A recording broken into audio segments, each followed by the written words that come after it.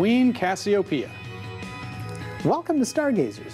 I'm James Albury, director of the Kika Silva Pla Planetarium in Gainesville, Florida. And I'm Dean Regas, astronomer for the Cincinnati Observatory, and we're here to help you find your way around the sky.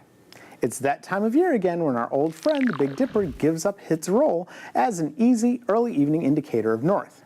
Because if you happen to live toward the south, the Big Dipper is barely visible above the northern horizon in early evening. But fear not, my friends, the Big Dipper's position high above the North Star is replaced by a fascinating ancient constellation, Cassiopeia the Queen, and she has quite a story. Let's show you. Okay, if you go out any night around 9 p.m., you'll see the 5 bright stars of Cassiopeia, which, if we connect with imaginary lines, trace out the letter M.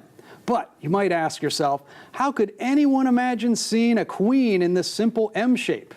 Well, around 2,000 years ago, the ancient Greeks had no problem identifying this modern M as the queen named Cassiopeia.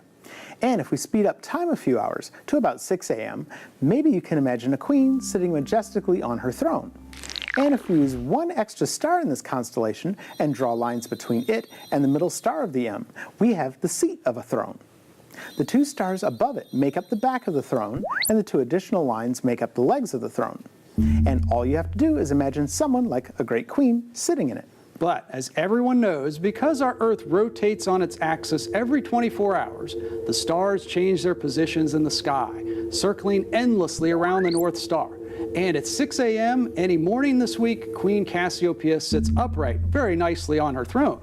But as the hours go by, she slowly wheels around the North Star, even as the Earth is turning today.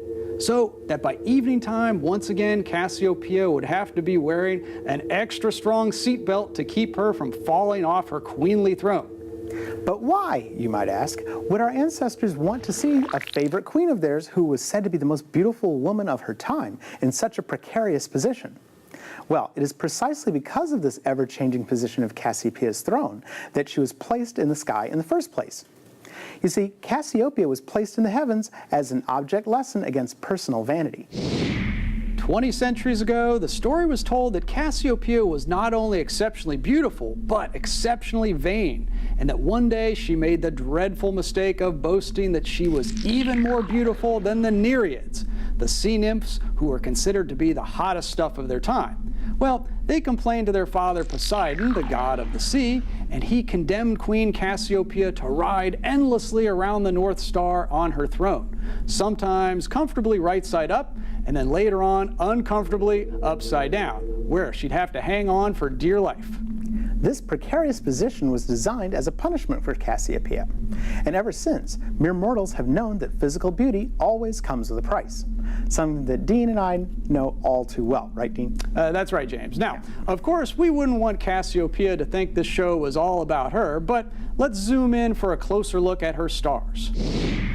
At night, Cassiopeia stands really high in the northern sky. Her 5 semi-bright stars make a noticeable M-shaped pattern. The 3 brightest stars make a neat triangle, and sometimes if you're viewing from a city, you may have a tough time seeing more than these 3 stars. Their names are Kaf, Shidar, and Sid. They are all about as bright as a North Star, which is not too far away. The fainter stars in the M shape of Cassiopeia are called Rukba and Sejin. You may have to squint a bit to see Sejin, but if you can see all 5 stars, you'll know for sure you found her. So, get outside and look for the vain Queen Cassiopeia. And her outline of 5 stars making an M shape in the night sky. She's up there if you keep looking up.